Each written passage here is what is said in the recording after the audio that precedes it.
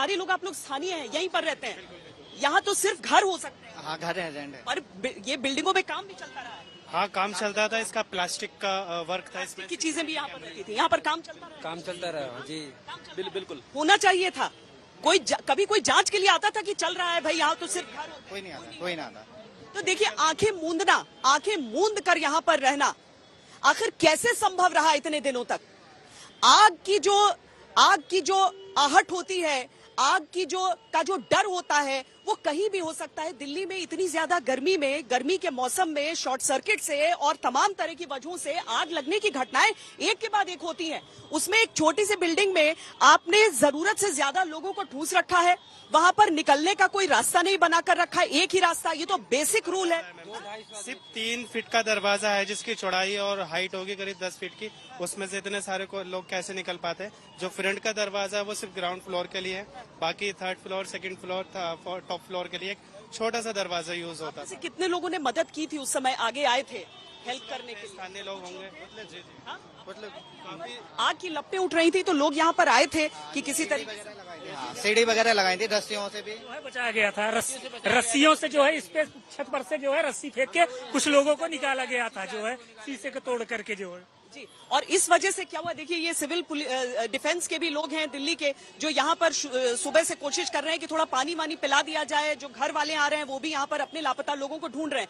लेकिन लोगों का गुस्सा किस पर है? तो सबसे पहले तो अग्निशमन, सर मैं ले लूंगी, थैंक यू। जो अग्निशमन वाले जो कार्रवाई शुरू हुई वो 1 घंटे के बाद, अलग अलग बातें सामने आ रही हैं, लेकिन कम से कम 1 घंटे को लेकर तो सब एक मत है कि 1 घंटे से पहले तो कोई नहीं आया था। और आग जब भड़कती है तो 1 घंटा कितना बड़ा दायरा हो सकता है, कितना बड़ा समय काल हो सकता है, वो भी देखने की चीज हो जाती है यहाँ पर। और इसीलिए आप ये अंजाम देख रहे हैं इस बिल्डिंग का। केवल ऊपर का जो एक छोटा सा कमरा है वो बचा हुआ आपको दिखेगा, लेकिन उसके पास वाली भी पूरी दीवार झुलस चुकी है। और वो क्यों झुलसी है? क्योंकि निर्माण में उस तरह की चीजों का इस्तेमाल होता है, प्लास्टिक उतनी बड़ी तादाद में स्टोर होता है, इलेक्ट्रॉनिक्स। और देखिए ऊपर अभी भी आपको एनडीआरएफ के कर्मी दिख जाएंगे। राजनेताओं के जाने का सिलसिला अभी भी चल रहा है। यहाँ पर कुछ देर पहले हंसराज हंस आए थे, अब वो उस अस्पताल में पहुंच चुके हैं जहां पर तेजश्री मौजूद है। तेजश्री, अभी इस वक्त हमारी मौजूदगी देखिए संजय, हमारी इस वक्त मौजूदगी जो है संजय गांधी अस्पताल में है, जहां पर हंसराज हंस यहाँ पर पहुंचे हैं, बीजेपी के नेता यहाँ पर पहुंचे हैं जायजा लेने के लिए, क्योंकि यहाँ पर 27 जो डेड बॉडीज है वो यहाँ पर लाई गई हैं और वो यहाँ पर बातचीत कर रहे हैं और जायजा ले रहे हैं सिचुएशन का। उनसे बात करने की भी कोशिश करेंगे कि क्या कुछ वो बातचीत करेंगे। सर, अभी हंसराज हंस जी, अभी फिलहाल 27 लोग जो है उनकी ये शायद उसी तरफ जा रहे हैं जहां पर परिजन जो है वो काफी निराश हैं। ये उसी तरफ आगे जाते हुए दिखाई दे रहे हैं, क्योंकि हमने देखा कि किस तरह से जो परिजन हैं, ये 12 से 13 घंटे का समय हो जाने के बावजूद इनको किसी तरह की कोई जानकारी नहीं मिली थी। और शायद इसीलिए वो कंफ्यूजन में थे कि शव हैं या फिर वो जिंदा है या फिर वो मृत हो गए हैं या फिर वो घायल अवस्था में है तो किस अस्पताल में। अस्पताल से अस्पताल वो भटक रहे थे, एक अस्पताल से दूसरे अस्पताल जा रहे थे, लेकिन किसी तरह की कोई जानकारी नहीं मिल पाई है। अभी बात करने की इनसे कोशिश करेंगे और जानेंगे कि किस तरह की यहाँ पर सिचुएशन फिलहाल है और क्या कुछ ये आगे अपनी तरफ से इन लोगों की मदद करने वाले हैं। अभी फिलहाल ये उन्हीं लोगों से मिलने जा रहे हैं। जानकारी यही है कि अभी हंसराज हंस यहाँ पे असल में मीडिया से बात करके गए भी हैं।